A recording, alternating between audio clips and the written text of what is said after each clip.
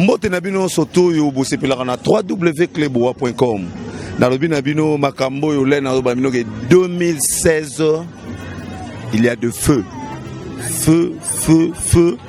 de la nation, un bon tonton Mbanda. Tout ça bon na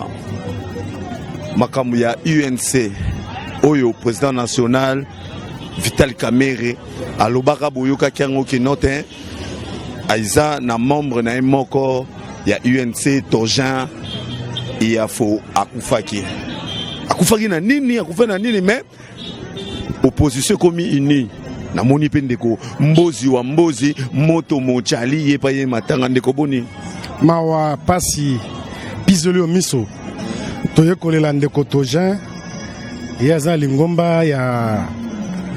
UNC azana kati ya opposition na dynamique ya opposition toye kolela ye bizoli omiso mawa bizoli omiso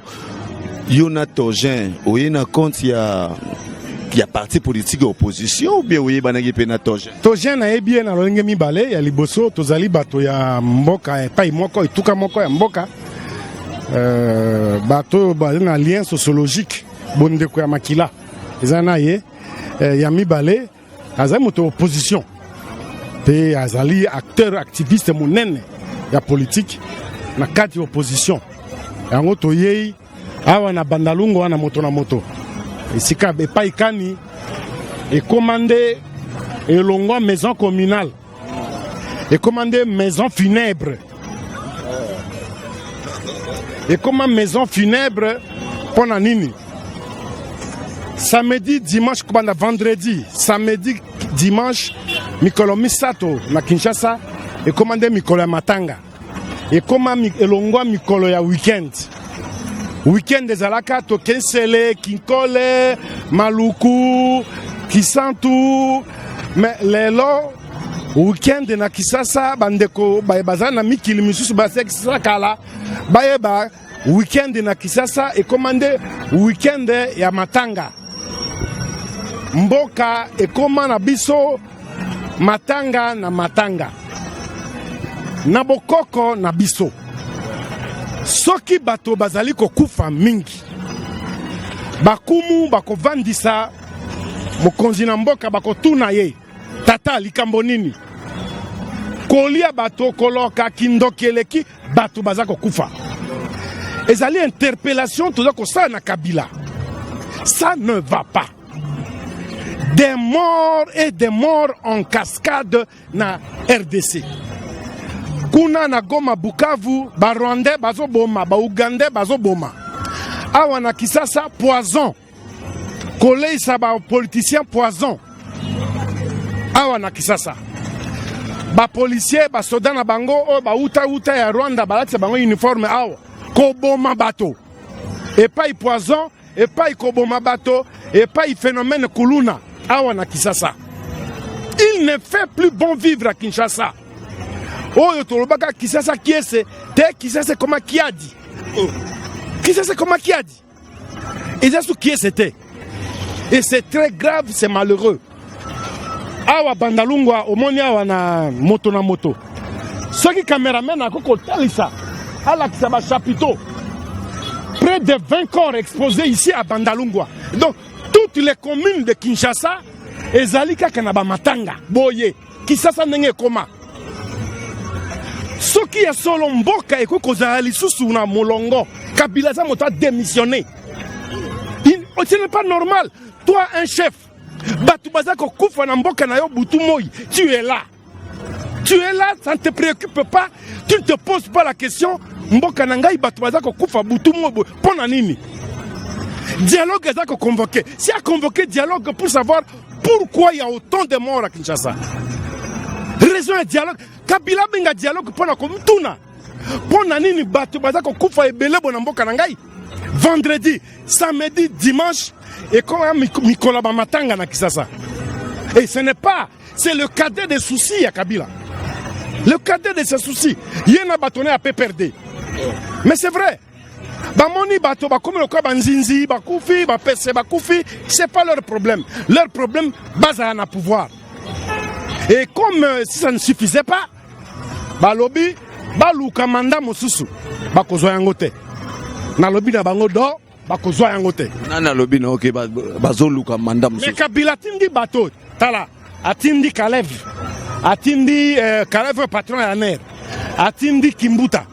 atindi ba autorité ba chef coutumier wana bateki mapango te batondi te bakomo kene koluka mbongo ya politique baye na parti na ngai na MLC baye koyebisa biso clairement balobi Kabila do senga 2 ou 3 ans oh mais yango na lobi awa bokamata micro bokene kotuna Kabila bokene kotuna Kalev botuna Kimbuta botuna coordination ya ba autorité provinciale ba autorité traditionnelle bayaka na MLC kotuna biso nini bayaki kosenga biso Kabila azo sous 2 ou 3 ans tolobi na bango toboyi manda ekoki Kabila kenda lolenge kisasa ekomi matanga commune nyonso awa okuti 20 so komi na matete na city train kuna soki 140 okomi na commune na Kinshasa soki 60 likako bakisa na bakisi te mais yo za na caméra kenda tala sala édition mosusu kenda kaka ko filmer ba maison communale bongo otanga yo moko nombre ya ba matanga kisasa zelaka boyete tata kisasa zelaki mikungongo yo tozo kende ko sepela tokenga fura toke kinkole token sele kolia komela kobina mais comment vendredi samedi dimanche matanga na matanga ce n'est pas normal mboke zelaka boyete ce n'est pas normal ce Kabila qui motomosusu il devait démissionner un pays mboke comme quand on a la guerre vendredi samedi dimanche kakabibembe kisasa mobimba 24 communes tu sais quoi tina ba école ba comment ko exposer ba cadavre na ba école mais oui ba balabala monsieur comment net na bandalungu awa soko komi pembeni ya eloko yo alimentation moko ezalaki na mingi esika ezalaka Jiji presque en face lopango ya moto mwa terrasse boye parte ekomi nde esika ya matanga bato bazoluwe RDC ekomi matanga kombo na RDC ekomi matanga hein? Toute la République ville mobimba boyebisa Kabila na bato na ye ba démissionner il est incapable ya ko gérer mboka ce qu'il fait serait proche d'un crime contre l'humanité oza incapable ya ko garder vie à bateau mais ozolinga kaka vanda donc tu es un criminel tu veux tuer les gens wana oyo ça va bien en accusation et ça y est une vérité filme là-bas filme kuna tambola la caméra na yo toutes les maisons communales de Kinshasa à cette Kabila mutabomi mais il est incapable de leur donner la santé voilà il est incapable de pouvoir à leurs besoins à leur alimentation balia kamala mute soki babeli mbongo hôpital ezalité et paye bakuluna et paye ba policiers non formés et paye ba poison tojen okiana que tojen a laissé poison mboke combien poison na Kinshasa cette culture n'existait pas ici à Kinshasa ça c'est l'AFDEL peut représenter l'AFDEL et on a Kabila. Alors qu'est-ce que je voulais dire ndeko mbozi na moni yo na kanda makasi nazo comprendre te yo ko tumsenga na micro na yo c'est pourquoi je le dis ce qu'il y a qu'il démissionne comme sou ya kanda susu mais tous l'élection quand même élection wapi soko koki lo côté otiki eza ka chauffeur atem za motuka zo e baté soko za motema bolingo na bato baza na motuka ye chauffeur wana ko sa nini a freiner a kitabi bandeko na ebo kumba motuka te tika po bobika tika ngana kenda mais et pas yo pe Jean-Pierre Bemba pas obima te espoir na mioza na ebisi yo nzambe asaka makambone na tango bato mayele na bato suki lokwa mayele ba congolais ba niko suka oya nzambe bandi kotanga prophète politique na bosoto yote oze bosoto salité mbindo 24 communes de deuil partout et c'est normal ça na bokoko na biso mbe basi bakangi ndoki pona nini mboka bato bado kufa pamba pamba ce n'est pas normal vendredi samedi dimanche et longwa ya week-end et comment ba matanga na Kinshasa et c'est grave mokili moima bazotala olobani pokende Kabila a démissionné pour akoki ko gérer santé ba congolais te yango wana. OK, merci beaucoup. Waneza ki ndeko mbozi ya MLC à 4 quand même, à Zapi membre. Après si Avinae, les propos tenus dans cette émission concernent que lui-même l'invité. Et Talingaïté, merci Nayo Evra,